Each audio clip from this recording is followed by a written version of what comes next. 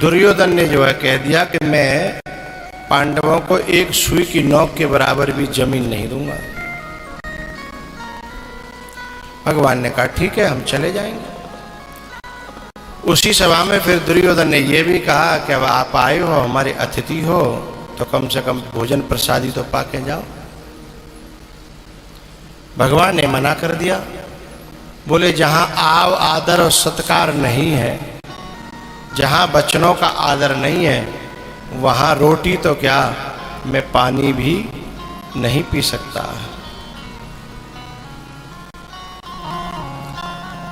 जहां मेरा आव आदर नहीं, स्वागत सम्मान नहीं, मेरी बात का कोई आदर नहीं है, वहां पर मैं कैसे कुछ ले सकता हूं। अरे मेरे काका विदुर हैं क्या? उनको आवाज लगाई, उन्होंने हाथ ऊपर किया कि हाँ मैं हूं। काका मुझे आपके यहां प्रसाद पाना है। बहुत दिन से विदुरानी इंतजार कर रही थी, विदुर की घरवाली, क्योंकि उनके यहां रोज भगवान की चर्चा होती थी। अब तुम्हारी बरेठी में हम आए हैं वर्षों बाद। वर्षों का बाद का मतलब पहले कभी आए थे? बोले नहीं। तो फिर वर्षों बाद क्यों कह रहे हैं? बरसों पहले यहाँ हमारी चर्चा होने लगी थी, है दिलों में जगह होने लगी होगी। जब पुकार बहुत बढ़ी है तो फिर भगवान ने एक परिवार को निमित्त बना दिया और उसके सहारे से हम तुम यहाँ मिल गए। तो जिन घरों में बहुत पहले से परमात्मा या महात्मा की चर्चाएं चलती हैं, बहुत पहले से, फिर उनमें ठाकुर जी स्वयं कोई निमित्त बना करके परमात्मा को और खुद को वहां भेज दिया करते हैं, पहुंचा करते हैं किसी न किसी। जय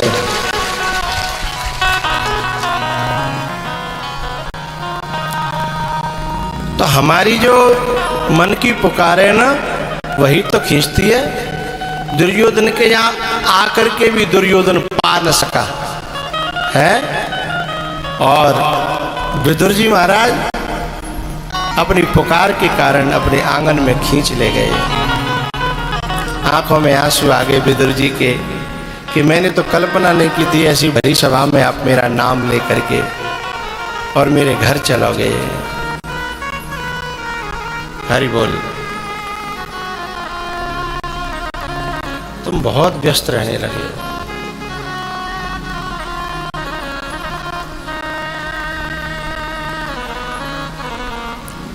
जब विदुर जी के यहाँ जब भगवान पहुंचे, विदुर जी तो पीछे रह गए, क्योंकि वो ऐसे गदगद हो रहे थे कि आज मेरे यहाँ भगवान आएंगे। मैंने तो कभी सोचा भी नहीं था। लेकिन प्यारेओ, यदि मन की लगन सच्ची हो, मन का भाव सच्चा हो, तो भगवान क्या देर हो सकती है पर अंधेर नहीं होता। परमात्मा को और महात्माओं को बुलाने के लिए धन की जरूरत तो होती ही है, लेकिन धन से भी ज्यादा दिल की जरूरत होती है। धन तो बहुतों के पास हो जाता है, पर दिल तो किसी किसी के पास होता है। और जब ये दोनों किसी के पास हो जाएं, परमात्मा को बुलाने के लिए आध्यात्मिक दौलत और हृदय की विशालता जीवन में बहुत जरूरी है। विदुर जी तो बस रो रहे हैं, उनकी समझ में नहीं आ रहा, उन्हें लग रहा कि ये स्वप्न है या सच्चाई है। आज मेरे घर पे ठाकुर जी हैं, आज मेरे घर के मेहमान बने हैं। कौन? शेष महेश गणेश दिनेश सुरेश जाहे निरंतर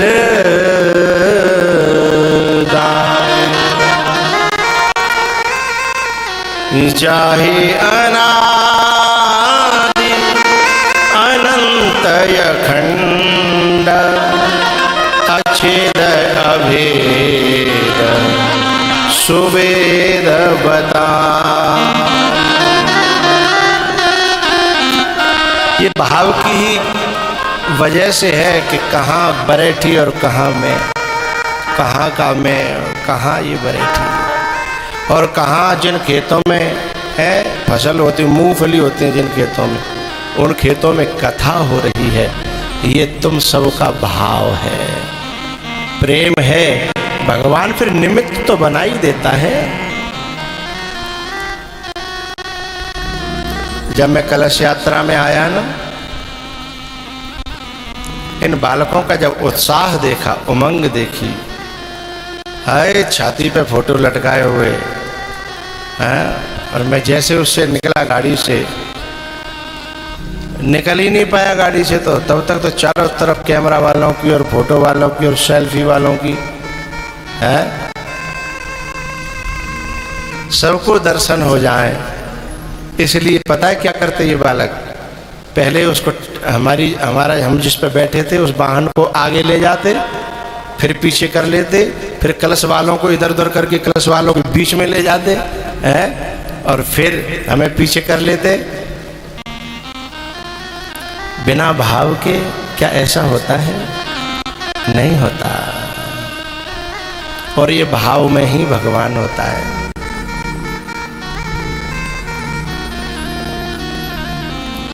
राम ही केवल प्रेम प्यारा,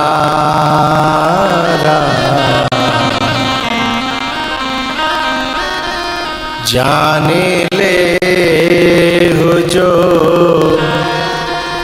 जाननिहारा।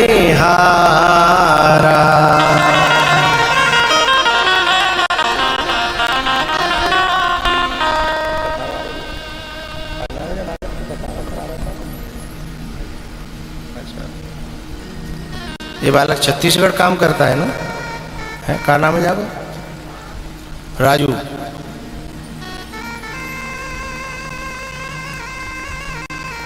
जब पहले दिन हम आए थे तो एक बात कह रहा था ये, कि मैं नहीं जानता भगवान क्या होता है, मैं नहीं जानता धर्म क्या होता है, लेकिन आपको देखने के बाद और आप यहाँ आए हो, बस मुझे तो सब कुछ मिल गया, परमात्मा मिल गया। जाने क्या से क्या मिल जाएगा पैसा से, लेकिन प्रेम नहीं मिलेगा। और ध्यान रखना, यदि पैसा से भगवान मिल जाता तो पैसा वाले पेन कब के बुक करा लिए होते हैं।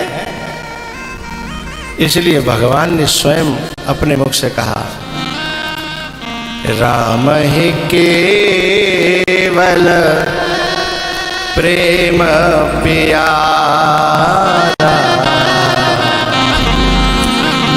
जान ले हो जो जाननिहारा।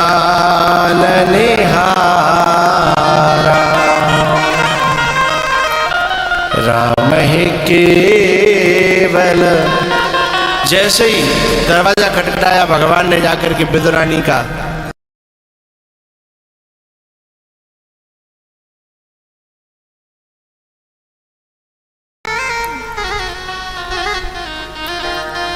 ये जो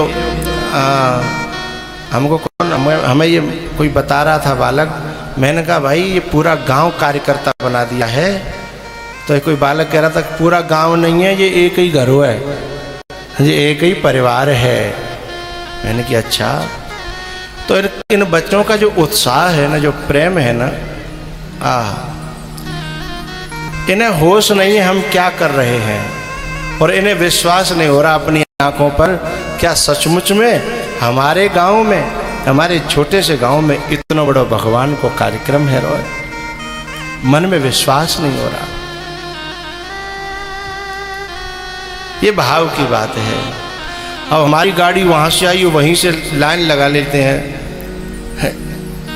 लाइन लगाने से क्या मैं जल्दी थोड़ी आ जाऊंगा, मैं तो टाइम पे ही आऊंगा। लेकिन भाव की बात है, प्रेम की बात है।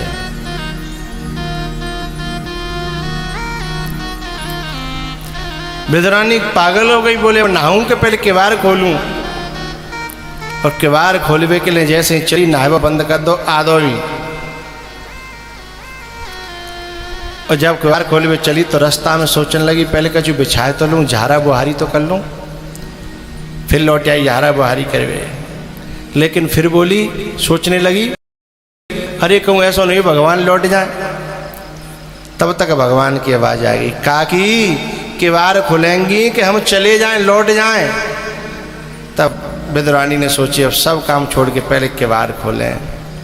फिर जैसे ही दरवाज़ा खोला, जिसका बरसों से इंतजार था और उसके दर्शन हुए, आंखें बस लगी की लगी रह गईं। काफ़ी देर तक बिना पलक झपके जब दर्शन किए तो भगवान ने कहा, अरे काकी अब अंदर ले चलेगी कि हम बाहर ही ठाड़े रहें। तो फिर ने होश सो आयो, बोली चलो अंदर आ जाओ। फिर अंदर ले आई और अंदर ला करके कहती है, दर्शन करने में फिर बिजी हो गई, टकटकी लगा करके देखने लगी। फिर ने एक देर पीछे भगवान ने कही, काकी हम तो बाहर हुए ऐसे ही ठाड़े, अंदर ले आई तो हम तो ठाड़े हैं, हम तो कोई बैठी बेगी कहना रो न कोई बिछाया बिछा रो कछु। तब विदुरानी भाव में डूबी है, उसे पता नहीं क्या हो रहा है। जैसे यहाँ के बालकों को पता नहीं है कि हो क्या रहा है, कब दिन निकल रहा है, कब रात हो रही है, हैं? समझ में नहीं आ रहा ये हो क्या रहा है, एक सपना सा। लेकिन ज़्यादा कार्यक्रम पूरा होगा ना, ये बादना बहुत रोएंगे, क्योंकि ऐसा जो माहौल होता है ना, इसमें बहुत प्रेम हो जाता है, बहुत लगाव हो जाता है। और फिर जब मेला बिछुड़ता है तो दिल तो टूटता ही है ना। तो विदुरानी जो है पागल हो गई, उसे पता ही नहीं वो क्या कर रही। अंदर गई और पीड़ा उठा लाई और पीड़ा बिछा दो उल्टो, ऊपर को पाए और नीचे को जेवरी। भगवान बाप पे बड़ी खुशी से बैठे और पाए को कोहनी को टेक हुआ बना लो और बोले, काकी तू कितनी अच्छी है, तेने पीड़ा जा तरीका ते बिछायो को मैं टेक हुआ बन जाए कोहनी को है। फिर देखने लगी, दर्शन करने लगी। फिर काफ़ी देर बाद फिर भगवान ने की, काकी मुझे भूख लगी है। ध्यान रखना, परमात्मा या महात्मा हर किसी के घर पे मांगता नहीं है, जा पे कृपा राम की होई। वहाँ कहता है कि मुझे भूख लगी है। भगवान ने कहा भूख लगी है, काकी पागल हो गई। अब अचानक, पहले से सूचना तो थी नहीं, अचानक आई है, क्या करे। अचानक भगवान आए हैं तो केला रखे थे, केला लेकर के आई और बोली, मैं अपने हाथों से खिला दूं। बोले हाँ। अपने हाथों से खिलाने के चक्कर में गलती ये हुई कि होश तो हतो ना, सो छिलका तो गूदा तो फिगो और छिलका भगवान ने खिलाए लगी है।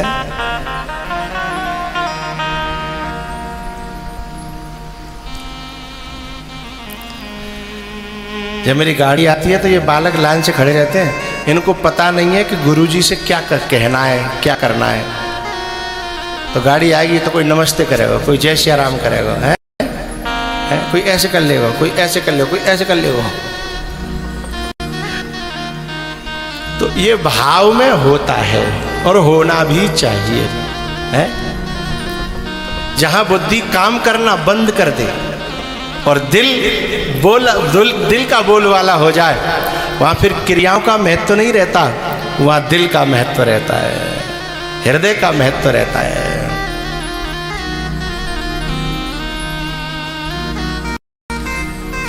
गूदा तो फेंक दिया, छिलका भगवान को खिला दिया और भगवान ने छिलका खा भी लिया। ऐसे करके जितने केलाए सबको गूदा बाहर और छिलका भगवान के पेट में।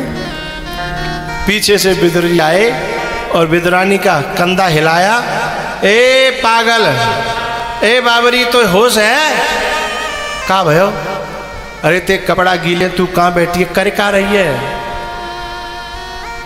जब महात्मा या परमात्मा आता है तो देह से ऊपर उठा देता है, और जब कोई संसार का संबंधी आता है तो दोबारा से देह में बिठा देता है। ये संसारी की और परमात्मा की पहचान है। परमात्मा आए तो देह से ऊपर उठ गई, देह का बहाना ही नहीं है। लेकिन जब संबंधी आया तो उसे देह की याद दिलाई। संसार वाले मिलेंगे तो तुम्हें सब दुनिया भर की बातें याद दिलाएंगे, दुनिया भर की बातें पूछेंगे। लेकिन जब कोई परमात्मा या कोई महात्मा मिलेगा तो तुमसे संसार की बात नहीं करेगा, वो भक्ति की बात करेगा, धर्म की बात करेगा, ज्ञान की, वैराग्य की बात करेगा। वो देह से ऊपर उठाएगा।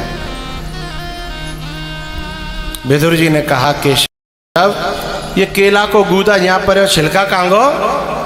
बोले काकी ने जामनिया डर करो वहां पहुंच गो है।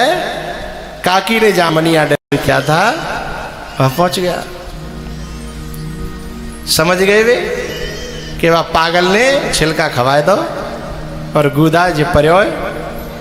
तब भगवान ने, विदुर जी ने कहा केशव आपकी आज्ञा हो तो मैं गूदा खिला दूं। हाँ हाँ। तो विदुर जी ने गूदा खिलाया। अब विदुर जी भीतर भीतर सोच रहे कि अब जिन्हें स्वाद वायरो होगा तो कछु बड़ाई करेंगे। काफी देर रह गई, कोई बात ही नहीं कही भगवान ने। तो विदुर जी फिर पूछने लगे, कहो अब तो ठीक लग रहा है। भगवान बोले सांची कहूं कि मुंह देखी, लेकिन सांची कहो। विदुर जी समझ तो गए। तब पर भगवान ने कहा काका सही बात तो कुछ और है।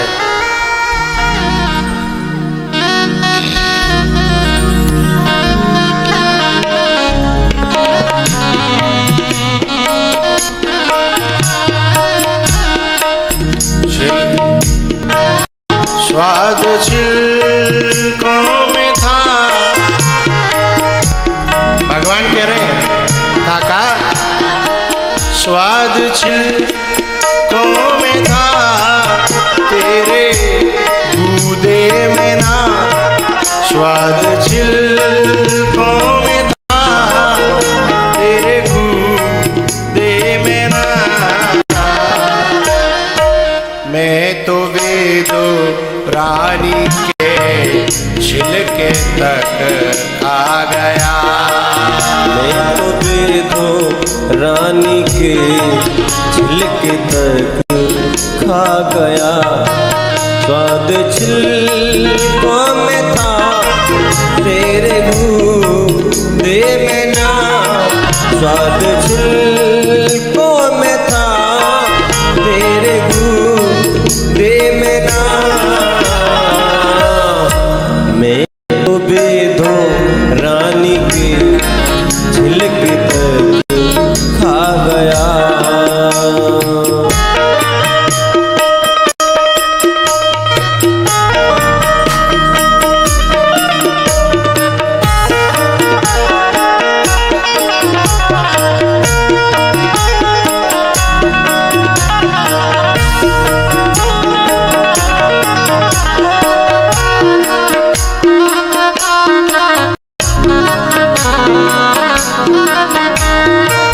चतुराई जिसने की उसको मैं ना मिला।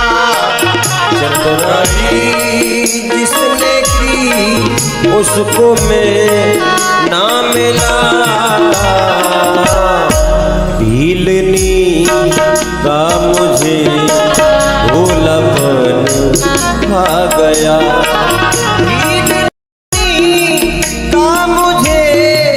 भोलापन खा गया।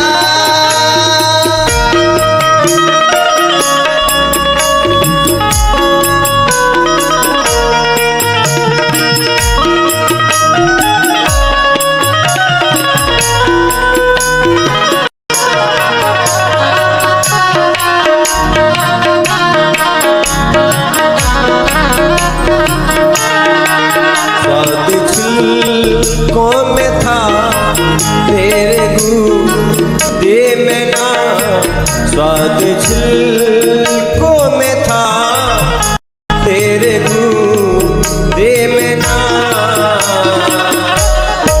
मैं तो बेदो रानी की झिलक तक खा गया। मैं तो बेदो रानी के झिलक तक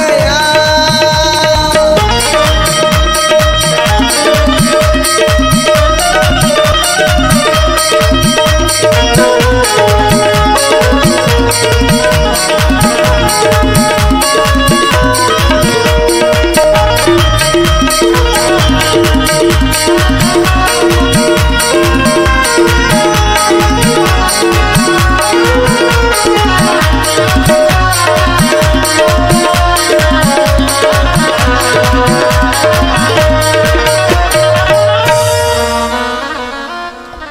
मैं तो वेदो रानी के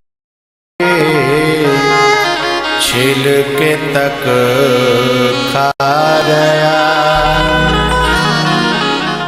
मैं तो वेदो रानी के छिलके तक खा गया।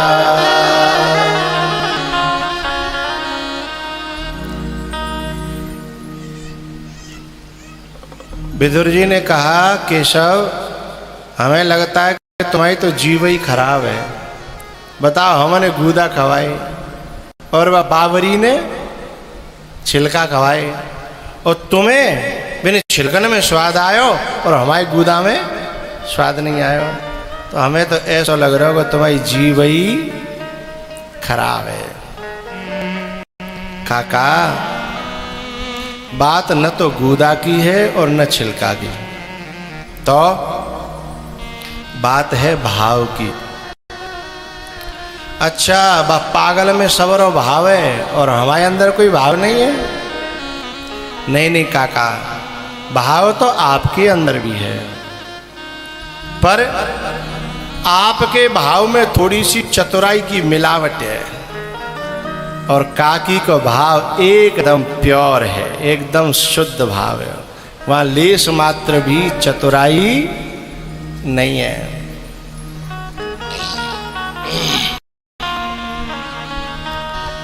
भगवान विदुर जी ने कहा, ठीक है प्रभु। इस प्रकार से भगवान ने विदुर जी का सम्मान बढ़ाया और वहाँ से चले गए। जब धृतराष्ट्र के यहाँ दिल में बेचैनी बढ़ी, परेशानी बढ़ी, विदुर जी को बुलाया और विदुर जी को बुला करके कहा कि मेरे हृदय में बड़ी बेचैनी हो रही है, तुम महात्मा हो, कोई उपाय बताओ, कारण बताओ, उपाय बताओ। तो विदुर जी ने कहा कि तुम्हारे दरबार में भगवान आए और तुम्हारे सामने अपमान हुआ और तुम कुछ बोले नहीं, तो बेचैनी तुम्हें नहीं होगी तो और किसको होगी? तुम्हारे यहाँ जब किसी के घर पे परमात्मा या महात्मा का अपमान होता है तो केवल बेचैनी नहीं, उस घर में विनाश भी दस्तक देता है। और तुम कह रहे हो कि बेचैनी है? अरे दुर्योधन उनकी बातों को काटता रहा, परमात्मा और महात्मा की कोई बात काटी जाती है क्या? पहले तो ये किसी से कहते ही नहीं है, और कहने पर भी कोई बात काट दे, इससे बड़ा अपमान और क्या होगा?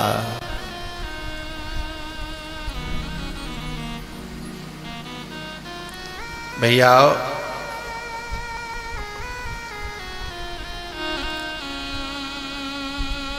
विदुर जी ने धृतराष्ट्र को समझाया कि जब तक दुर्योधन जैसे नालायक लोग तुम्हारे आसपास रहेंगे तब तक तुम्हारे जीवन में ये बेचैनी बनी ही रहेगी, तब तक तुम्हारे जीवन में ये परेशानी बनी ही रहेगी और विनाश हो जाएगा। ये बात जो है शकुनी ने सुन ली और जा करके एक की चार बना करके दुर्योधन को भड़का दिया। दुर्योधन आया, उसने कहा कि हमारे टुकड़ों पे पलते हो और हमारी बुराई करते हो, हैं? थोड़ा और अपशब्द कह दिए। उसी क्षण विदुर जी महाराज ने निर्णय कर लिया कि जहां खटपट हो, जहां हो खटपट और वहां से चलो झटपट। मंत्री पद का त्याग कर दिया और उसी समय निर्णय कर लिया कि ना हम किसी के न कोई हमारा,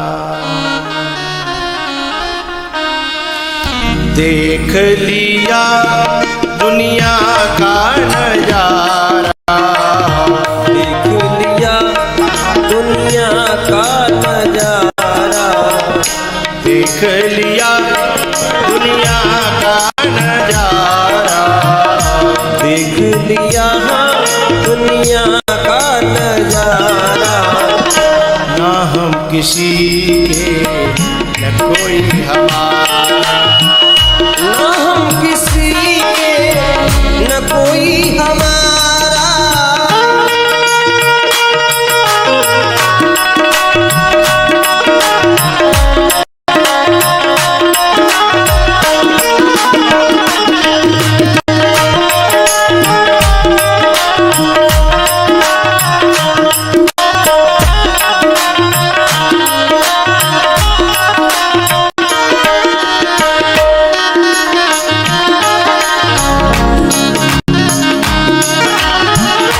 मांगेंगे भिक्षा करेंगे गुजारा, मांगेंगे भिक्षा करेंगे गुजारा, ना हम किसी के न कोई हमारा, ना हम किसी के न कोई हमारा।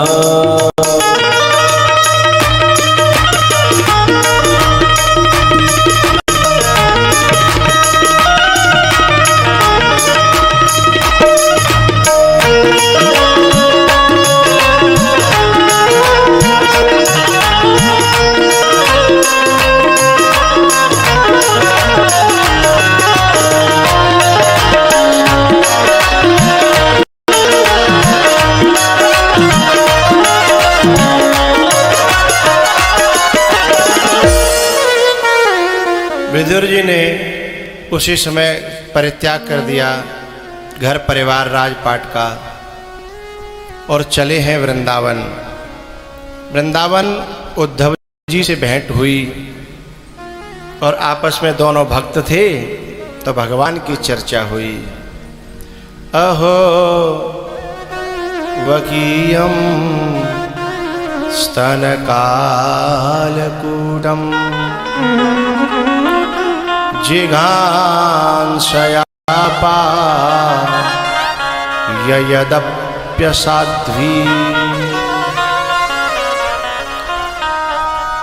लेभे गतिं धात्रुचितां ततोऽन्यं कं वा दयालुं शरणं व्रजेम।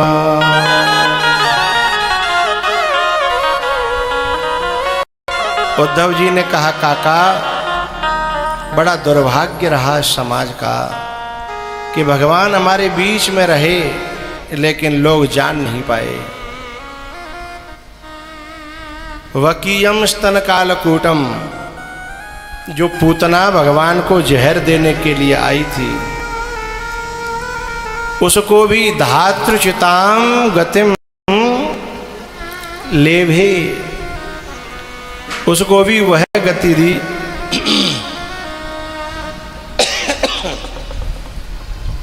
उसे माँ जैसी गति दी। बताओ ऐसा दयालु कौन होगा? कम्बा दयालुम शरणम ब्रजेम।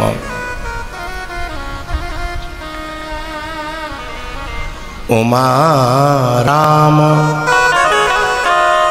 स्वभाव जेह जाना